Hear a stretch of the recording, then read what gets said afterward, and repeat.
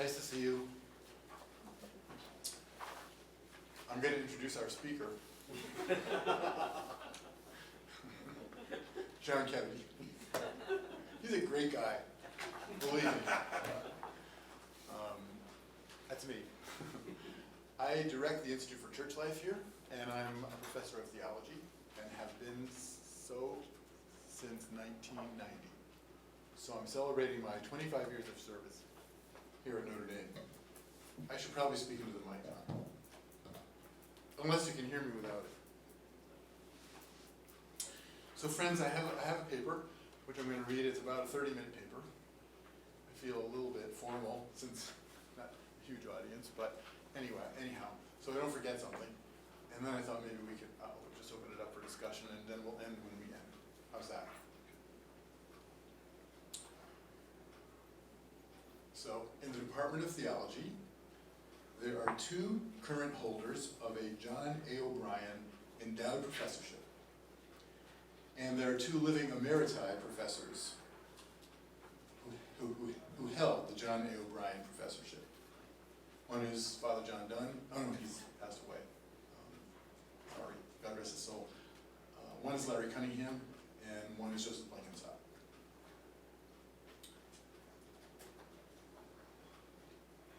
The current holders are Gene Porter and James Vanderkamp.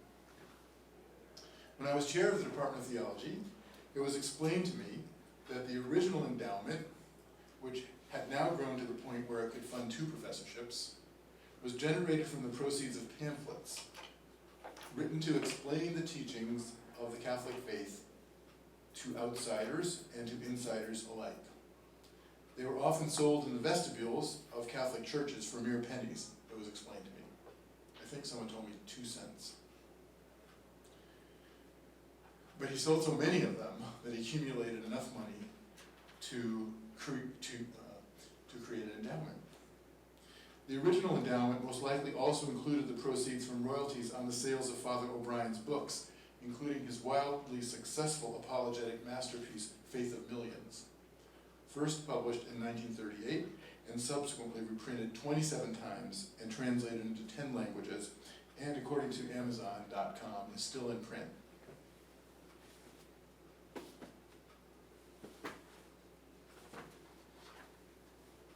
I have a copy.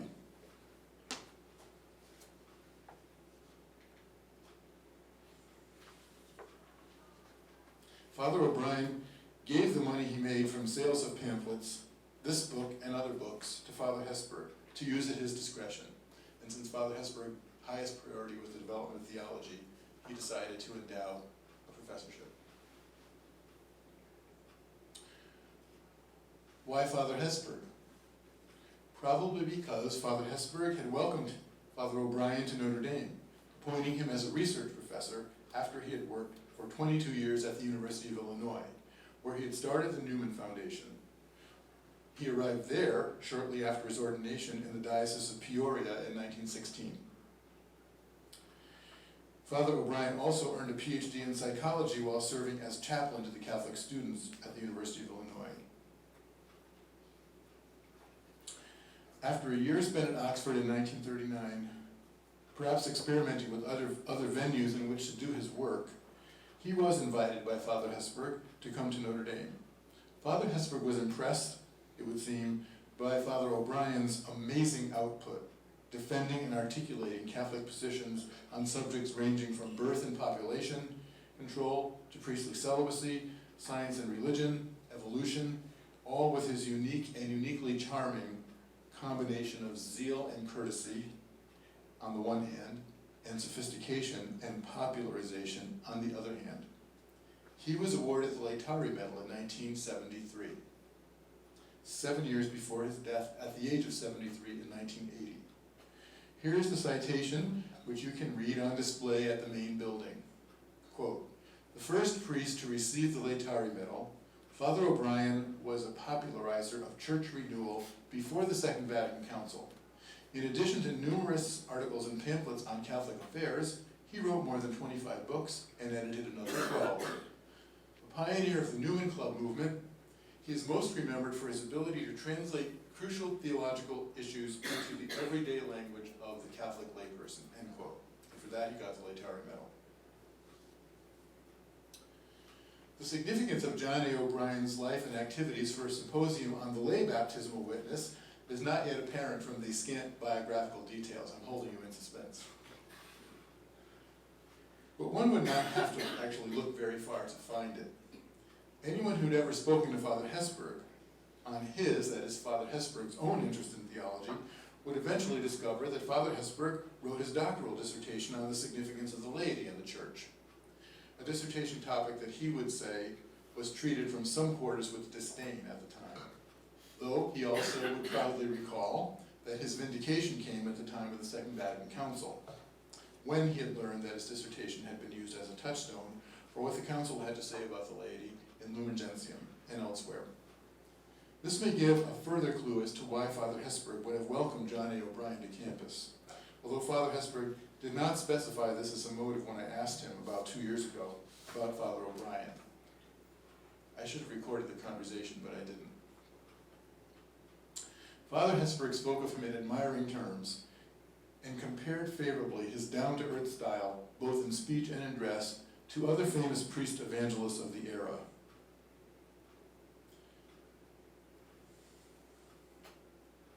He named names. But maybe I won't name them.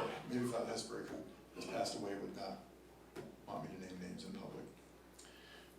Father Hesburgh remembered how Father O'Brien would spend his summers preaching out in the open in the South, trying to attract converts, and he admired the courage of Father O'Brien's direct personal approach. I wish I had recorded what Father Hesburgh had to say about John O'Brien, but I did not. In any event, one does not have to dip very far into Father O'Brien's work to discover that he was a passionate advocate of what some today might call lay evangelism, but what I would like to think of, without any conflict implied, as lay leadership in the church. Commenting in an essay, How to Win Converts, contributed to a 1948 volume he edited entitled Winning Converts, O'Brien had this to say, quote, "We have a splendid body of Catholic laity in America.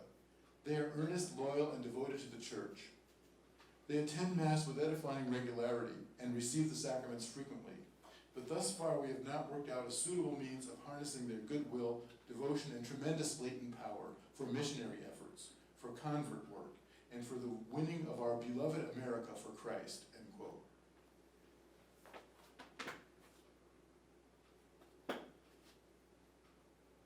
Here's the book.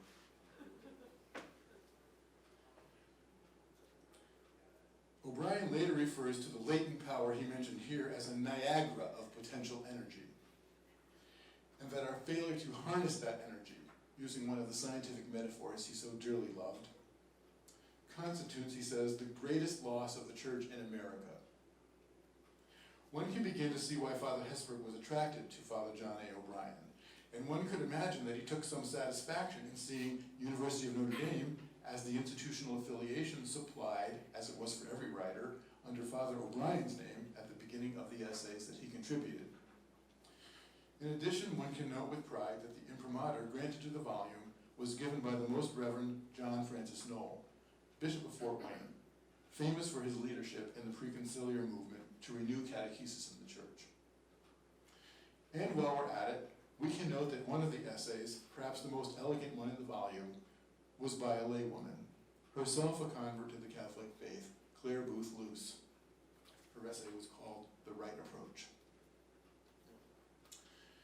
To take a step back, to whom in our beloved America was all of this convert-making energy to be addressed? The most inclusive answer is to anyone interested in listening.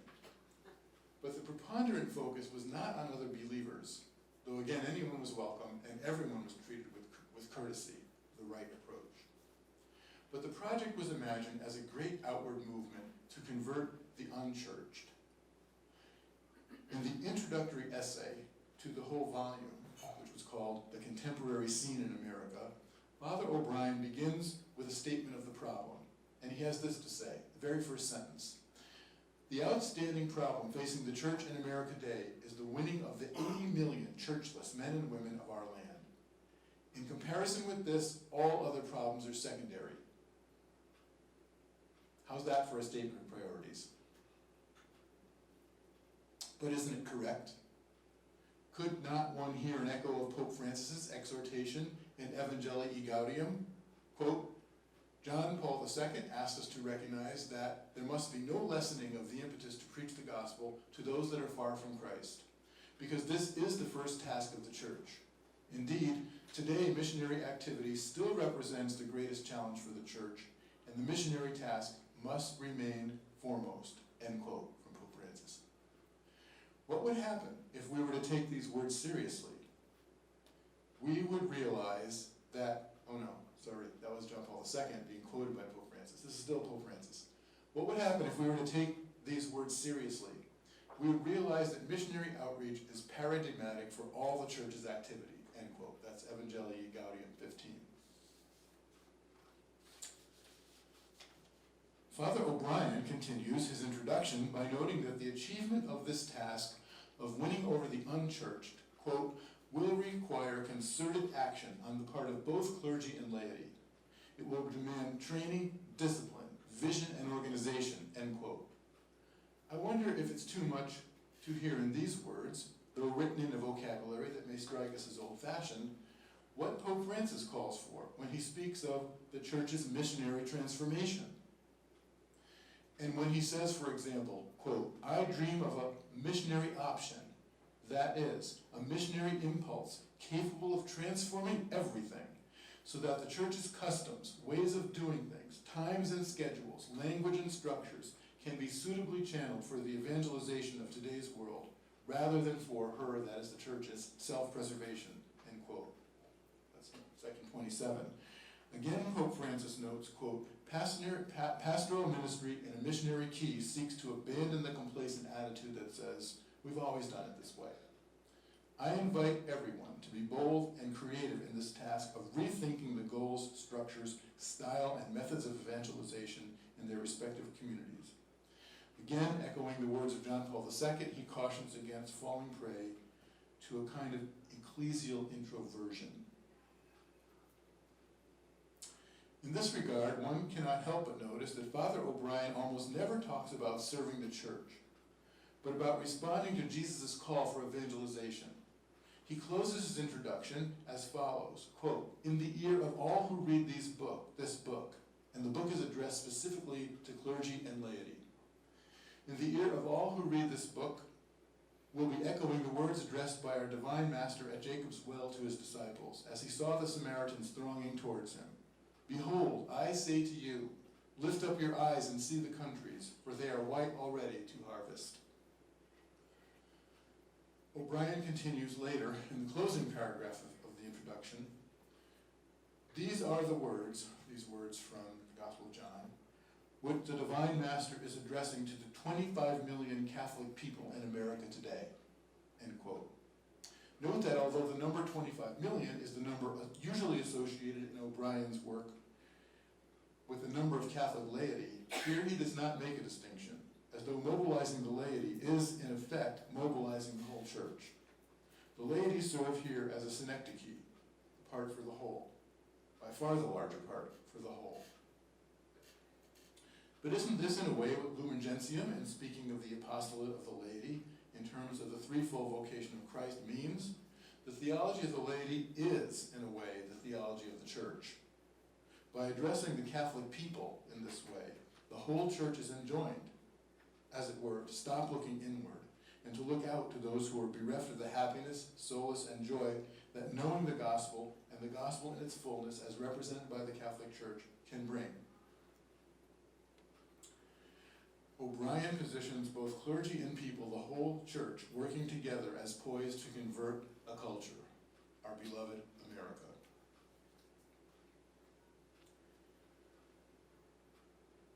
Another mark of the non-inward-looking character of John A. O'Brien's exhortations is that, coupled with his reluctance to use the language of serving the church, he never speaks of adding numbers to the church or of enlarging the church. but rather his preferred expressions are winning souls for Jesus Christ, responding to the plea of Jesus Christ, so that one can win other souls, not of this flock, for the Good Shepherd. It is Christ, not the church, that is hungering for souls. And the point is not simply to get people on our team, which is more like proselytizing, as I would understand it, but to increase people's happiness by bringing them to the bread that will truly nourish their lives and make them meaningful. Quote, Christ is hungering for the souls of the 80 million of our churchless countrymen, pleading with you to hand them, not a stone, but the nourishing bread of divine truth, end quote. Listen to this exhortation, addressed in his first chapter in the book, his own, how you can win converts. An exhortation to the Catholic laity, and thus because to the laity, to the church as a whole. Because as we remember, from his opening sentence, for the mobilization of the laity, we will need concerted action involving both laity and clergy, and renewed organization. Here is his exhortation. Catholic men and women of America, Christ is calling you to proclaim him and his teachings from the housetops. He is calling you to go out into the highways and the byways to announce his gospel of mercy, forgiveness, and love. He is asking you to open your eyes and see the fields of America whitening with a harvest for the reaping, of which the clergy are all too few. Interesting. No mention of the church as any kind of beneficiary of this action, inward looking. No mention of that. And could we again hear with profit a comparison of a passage from Evangelii Gaudium? Pope Francis, like John A. O'Brien, emphasizes that the call comes from Christ himself. Quote, in our days, Jesus' command to go and make disciples echoes in the changing scenarios and ever new challenges to the church's mission of evangelization. And all of us are called to take part in this new missionary going forth. Each Christian and every community must discern the path that the Lord points out, but all of us are asked to obey his call to go forth from our own comfort zone in order to reach all the peripheries in need of the light of the gospel. Pope Francis, that's section 20. Compared to John A. O'Brien, quote, in this land whitening with a harvest of nearly 100 million souls, ungathered by any reapers, there is a crying need for the lay disciples of Christ to supplement the work of the bishops and priests who are able to gather but a small fragment of the vast harvest. To the 25 million lay Catholics of America, Christ is now addressing the words first uttered at Jacob's well in Samaria. Lay Catholics are here not asked to serve the church, for the church is not here to serve herself, but to hear a call addressed to them directly by Christ in the Scriptures and echoed by popes and priests alike, such that, quote, with their eyes open to the vision of the whitening harvest of souls in America, and with the divine promises echoing in their minds and hearts, Catholic lay men and women of America will throw themselves into the greatest crusade of the 20th century, the crusade of winning America for Christ, end quote. We don't hear that kind of language anymore, do we? But I wonder why. What exactly does this crusade involve on the part of the laity then? It involves initiative.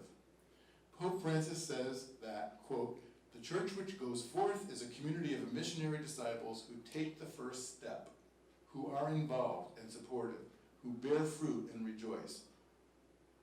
I love this. Let us try a little harder to take the first step and to become involved, end quote. John A. O'Brien never tired of telling stories of ordinary Catholics who, in the words of Pope Francis, took the first step to share the gospel with their neighbor. He tells the story, for example, of Charles Fisher, an uneducated, one-armed laborer who worked for the Illinois Central Railroad. He was not afraid to engage his unchurched fellow workers, to ask them to take a look, with a simple human appeal, to think about the meaning of their lives. In the course of his 25 years with the railroad, he was able to bring 19 men to his pastor for instruction, and every one of them agreed in time to embrace the Catholic faith. Father O'Brien dryly remarks, quote, "In contrast to the university students to whom I was ministering, Mr. Fisher had not completed the elementary school course. Yet I am safe in saying that he had been instrumental in bringing more converts into the church than my entire congregation of 1,000 students." End quote. Later on, quote, "More than any other individual, this one-armed fisher of men," O'Brien puns on his name, Mr. Fisher, "untutored in the things of this world, but wise in the things of the Spirit, opened my eyes to the hitherto unsuspected possibilities in lay convert work," end quote. I would call this lay leadership. I think Pope Francis would agree. In section 13 of Evangelii Gaudium, he says the following, beginning with a quote from Hebrews: "Remember your leaders, those who spoke to you the word of God." Now Pope Francis comments, "Some of them were ordinary people who were close to us and introduced us to the life of faith." Quote, and now he quotes to Timothy, "I am reminded of your sincere faith, a faith that dwelt first in your grandmother Lois and your mother Eunice." End quote. Pope Francis is reminding us that this leadership has been present in the church from the time of Paul and Timothy. Later in the essay, as if making up for his remark about university students, O'Brien goes on to tell the story of a young professor, George M. Reichley, who was teaching public speaking here at Notre Dame when he was drafted into the Army during World War II. His education permitted him not only to take the first step, but to give instructions for baptism for those he engaged who were not Catholic, as well as to revitalize the faith of men who had fallen away from the practice of the faith. He worked in tandem with the Catholic priest chaplain, who heard the confessions of those returning to the faith, examined and then baptized the newly evangelized, and celebrated Mass for everybody.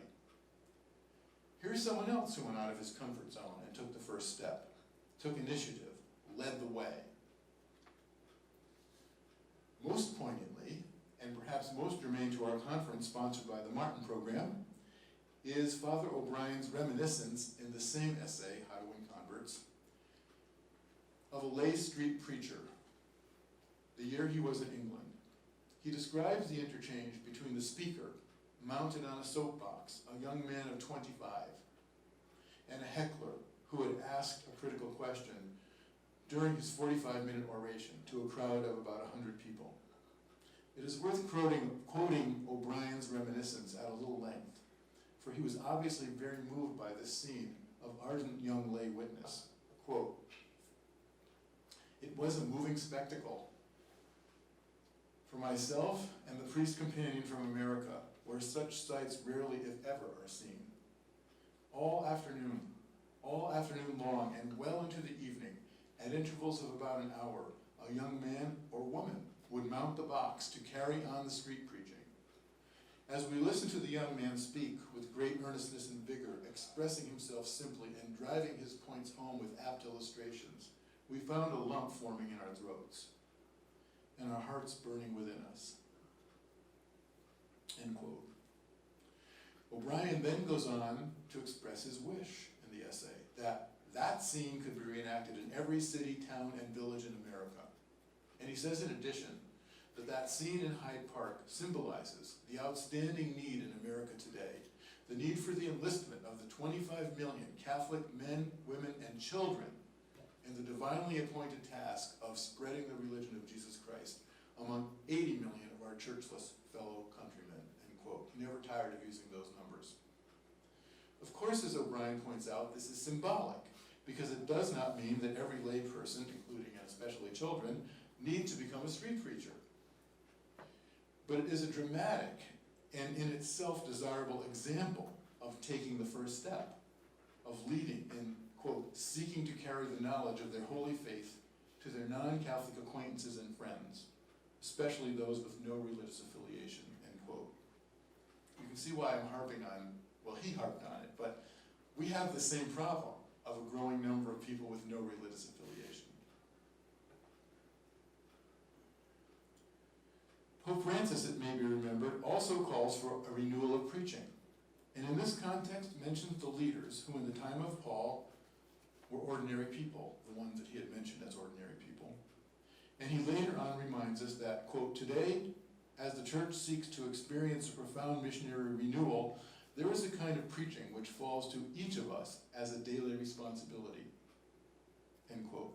That of which the street preacher of OBrien's reminiscence serves as the symbol, to use OBrien's phrase. Pope Francis again, it has to do with bringing the gospel to the people we meet, whether they be our neighbors or complete strangers. This is the informal preaching, which takes place in the middle of a conversation, something along the lines of what a missionary does when visiting a home. Being a disciple means being constantly ready to bring the love of Jesus to others, and this can happen in any place, on the street, in a city square, during work, on a journey. OBrien's collection of essays, interestingly, includes one about an organization called Convert Makers of America, CMOA, written by its founder, Father John E. Odu, S.J. This was intended to organize the laity for making converts out of the unchurched in just the ways Pope Francis had described. OBrien's introduction to the essay, he introduces each of the essays, besides having some of his own. OBrien's introduction to the essay describes it in this way, quote, the CMOA, Convert Makers of America, is a young organization which has already accomplished much, but its potentialities are truly great.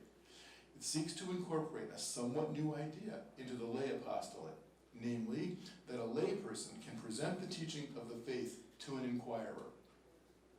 Instead of simply bringing the non-Catholic to a rectory, the CMOA encourages its members to undertake a good share of the work of instruction. Who would deny them the privilege of making the attempt? Perhaps the instruction would not be couched in the same language as that used by a priest, but that may have its advantages. It is almost certain to be simple, direct, down to earth, end quote. And if you have Father Hesburgh in your mind, you can think of him admiring a statement like that. The author of the essay, Father Odu, describes two kinds of work undertaken by the members of the CMOA, personal work and project work.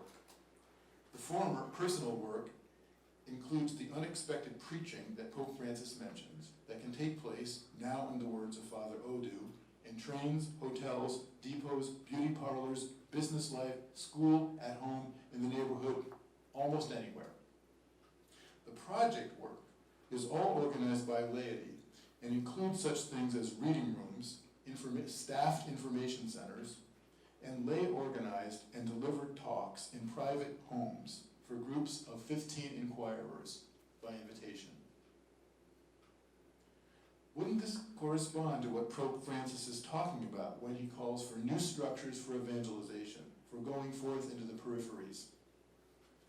In fact, the whole collection of essays was based on a symposium to discuss new modes of organization and mobilization that would empower the whole church to become what Pope Francis now calls missionary disciples, and what John A. OBrien called, at that time, winners of converts. Perhaps the symposium was held here at the University of Notre Dame. I couldn't tell, and I looked on the I looked in the archives briefly to see what I could find, but I couldn't tell if the conference was here. In any event, the symposium took place on approximately the 20th anniversary, get this, of an earlier symposium organized by Father OBrien, a programmatic conference which took place in 1927. It went by the name of The White Harvest, a symposium on the methods of convert making, end quote. If you don't like the phrase convert making, think of evangelization, because that's what Pope Francis means, convert making. Though all the essays but one were written by priests, one of the overarching themes of the conference was the idea, again, of mobilizing the Catholic laity. The emphasis of the 1948 symposium on this theme was intended as a follow-up on the earlier conference, The White Harvest. And the essays from this, by the way, are still in print, again, according to Amazon, called The White Harvest. The lone essay, written by a layman, is especially instructive for our purposes because it is an account of an attempt to systematize lay preaching of the gospel to all comers, but especially to the unchurched in early 20th century America. The author was David Goldstein, a former socialist and convert from a non-religious Jewish background. The title of the essay is Lay Street Preaching. It details the projects of the Catholic Truth Guild, a completely lay-initiated project of evangelization with a laywoman as president, Mrs. Martha Moore Avery, and a layman, David Goldstein, as secretary. Isn't that ahead of its time? Mr. Goldstein was a street preacher, and he and Mrs. Avery created a mobile preaching station. They called it an auto van, but we just mean what we call a van.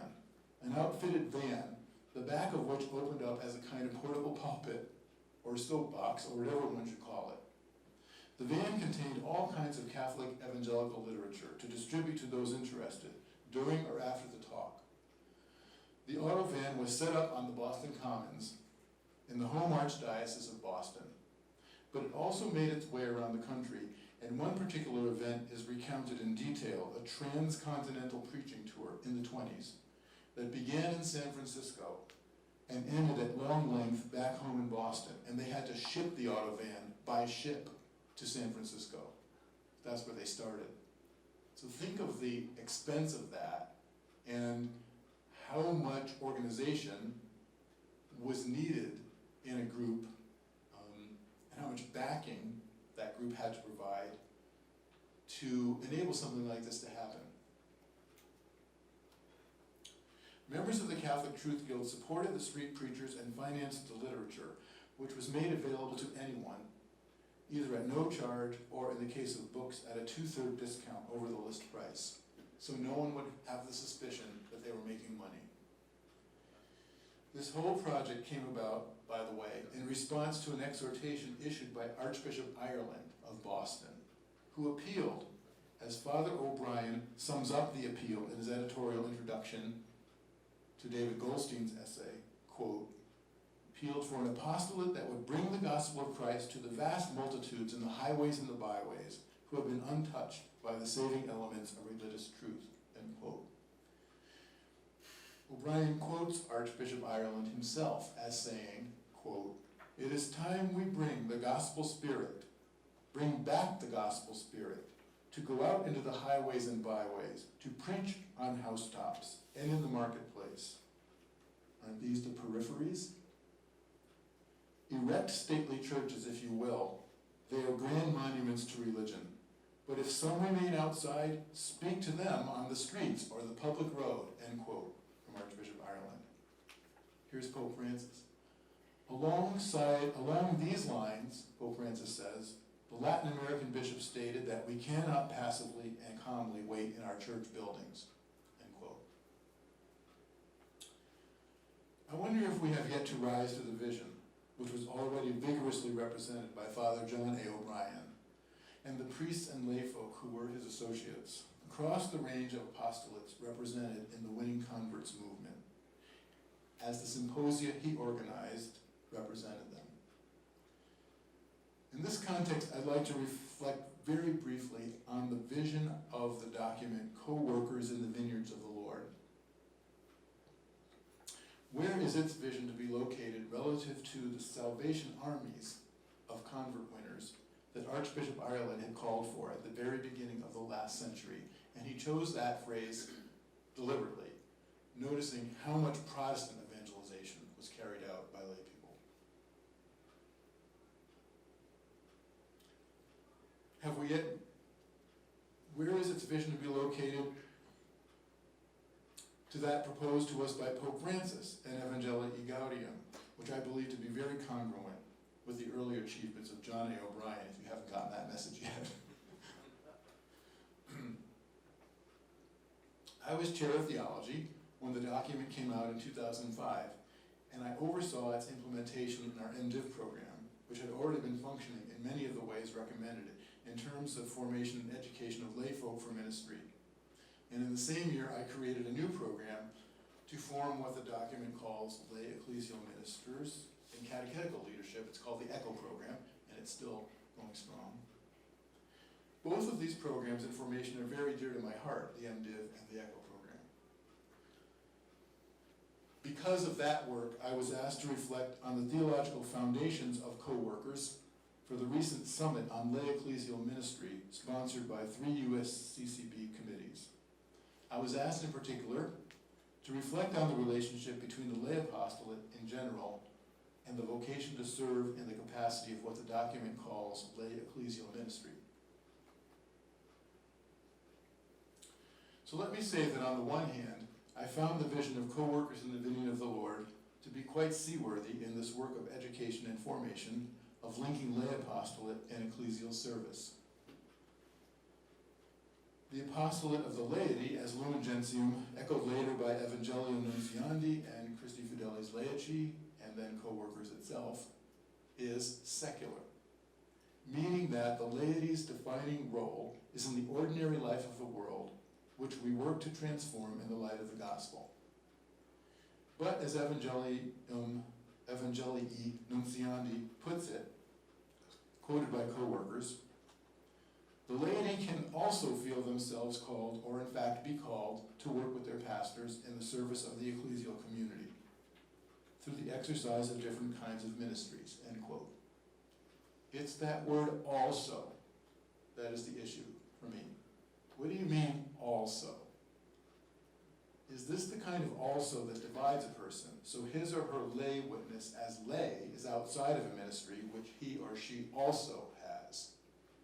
Or is this a lay person who isn't really a lay person anymore, but isn't ordained either, a tertium quid? Co-workers nicely explained this also on the twin foundations of mission and communion, which are intimately related. Communion is unto mission, and mission is unto communion. Building mission builds communion, and also building communion builds mission. They are different aspects of the one identity of the church, which is in Christ a sacrament of God's love for the world. The church herself, as it were, is fundamentally secular, and also fundamentally not of the world, but of God's love through the sacraments. The also of the call of laypersons who remain lay but choose to cooperate with their pastors in the service of the ecclesial community reflects this larger also of the church herself. In a way, the lay minister straddles this larger also.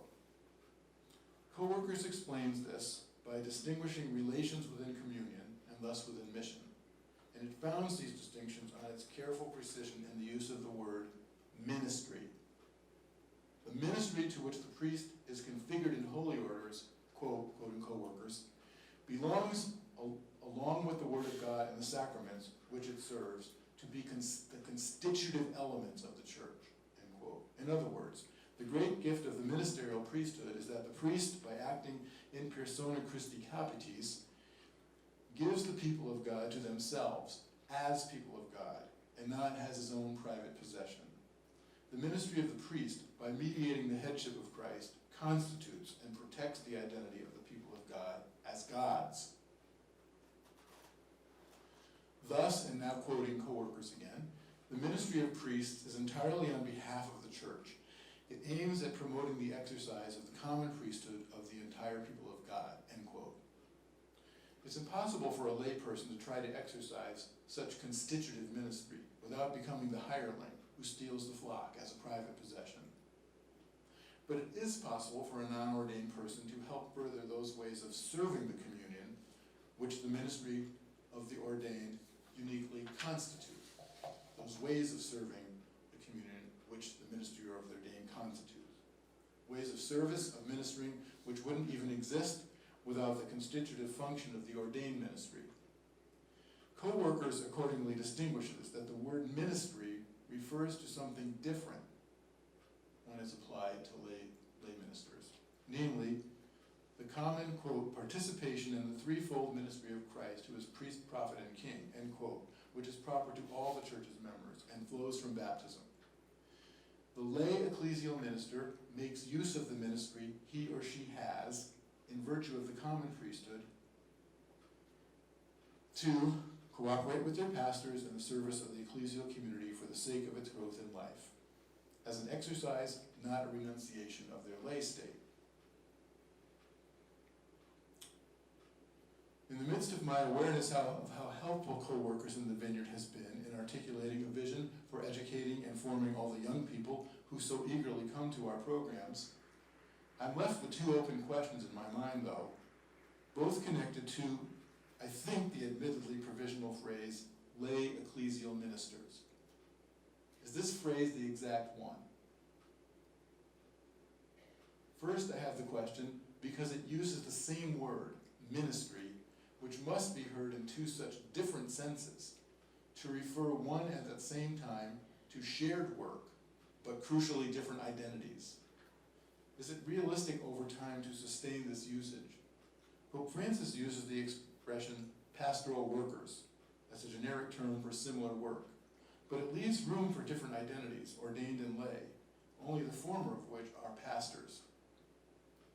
But my second and main worry is not the way the use of the word ministry could include or confuse the ministry of the lay person and the priest, but rather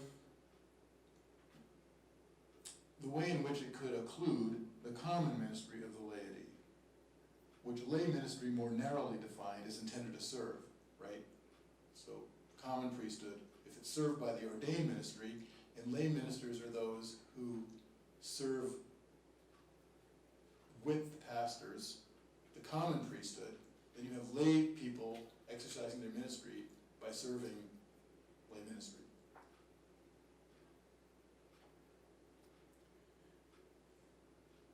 Despite the clearly stated intentions of the document, can the use of the phrase lay ecclesial minister to reflect a professional class of lay ministers cause us to forget the way in which all the baptized, all lay persons are called to evangelize, to proclaim the gospel in word and deed, and to take responsibility for the mission of the church?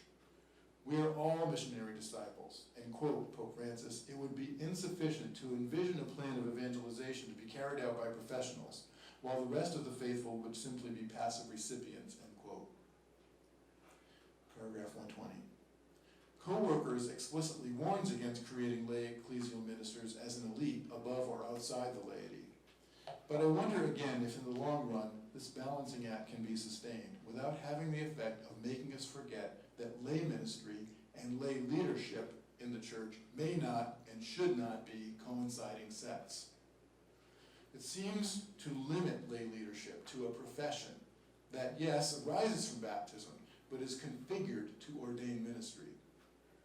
But no less than Pius XII, never mind Pope Francis, quoted by John Paul II, stated that the faithful, more precisely the lay faithful, find themselves on the front lines of the church's life. And in this spirit, Pope Benedict also said that the church, quote, needs a change of mindset, particularly concerning lay people. They must no longer be seen as collaborators of the clergy, but truly recognized as co-responsible for the church's being and action, end quote. Just as we are implementing more robust roles for the laity in the church, are we actually, in the long run, making some of the laity more churchy? Instead of expanding our notion of church, are we not, by forming what is called lay ecclesial ministers, by calling them that, are we not by forming what is called lay ecclesial ministers, but by calling them this, and working out of a theology that is a little shaky still? Aren't we making the church itself more churchy, instead of, in a way, making the whole church more secular, more lay, in keeping with its true missionary vocation, as Pope Francis has reminded us? Are we actually forming a church that is more inward turning over time, by focusing on forming lay people who want to work in the church, forming them into a charism that is more properly that of the ordained, that is, the charism of serving the church, instead of turning the whole church into a missionary body to serve the world? I'll return to John A. O'Brien to allow his remarks to sum up what is at stake. Again, in the introduction to the volume Winning Converts, he says the following about his top priority of reaching the 80 million unchurched Americans that he never tired of bringing up. Quoting once again from the very opening lines of the intro, here he is, quote, "No nation can endure half slave and half pagan. Either one or the other will ultimately become the American way of life. It's like being in a boat in midstream with a fast current. There is no such thing as remaining stationary through inactivity. You either row upstream or you are carried downstream by the current. Paganism is the current in the stream of American life today, carrying the bulk of our population from 80 million to 100 million along with it. The church founded by Jesus Christ to make the principles and ideals of the Christian religion supreme in the life of mankind is faced with the gigantic task of stemming the drift toward paganism and winning the churchless masses for Christ," end quote. Allowing for the way this is stated in a vocabulary that strikes us as old-fashioned, is it not nevertheless prescient? Don't recent studies show how the current in American culture today, the dominant drift, is to the nuns in terms of religious preference? Not N-U-N, but N-O-N-E. No religious preference. And that this is above and all true of Catholics. In the face of this, are we ready to say, with John A. O'Brien, that in comparison with this, all other problems are secondary? Because if he was so prescient to see what not addressing the unchurched meant then, what does it mean now that this current is even stronger? What does it mean for American culture? Reading through Pope Francis's apostolic exhortation with John A. O'Brien in mind, I have to ask myself, do I really believe that, quote, this is Pope Francis, if we succeed in expressing adequately and with beauty the essential content of the gospel, surely this message will speak to the deepest yearnings of people's hearts, end quote. And quoting John Paul II, again, he makes his own these words, quote, "The missionary's enthusiasm, in part in proclaiming Christ, comes from the conviction that he is responding to an expectation on the part of the hearer based on those deepest yearnings." Do we really believe that, as Pope Francis continues in his own words, we have a treasure of life and love which cannot deceive, and a message which cannot mislead or disappoint? It penetrates to the depths of our hearts, sustaining and ennobling us. It is a truth which is never out of date, because it reaches that part of us which nothing else can reach. Our infinite sadness can only be cured by an infinite love, end quote, section 265. I believe the phenomenon of the growing drift towards the nun column in religious preference, or what John A. O'Brien called pagan, requires us to ask this question of ourselves, all of us in the church, and if the answer is yes, we really do believe these things, then to find a way of talking about lay people in the church that gives rise not simply to the new professional class of pastoral workers called lay ministers, though I'm not discounting them, I form them, but to find a way of mobilizing the church as essentially a lay organization, to find a new way of being church in the face of the problems of the beginning of this century, so that missionary discipleship in Pope Francis's terms and winning converts in John A. O'Brien's terms does in fact become our first priority, above and beyond the culture wars, above and beyond arguments over church leadership, and most of all, above and beyond the comfort zone that keeps us from the simple sharing of our faith with someone who does not believe, from taking that first step. And this must be as true of the individual layperson as of the church of which he or she is a synecdoche, the part for the whole. Thank you.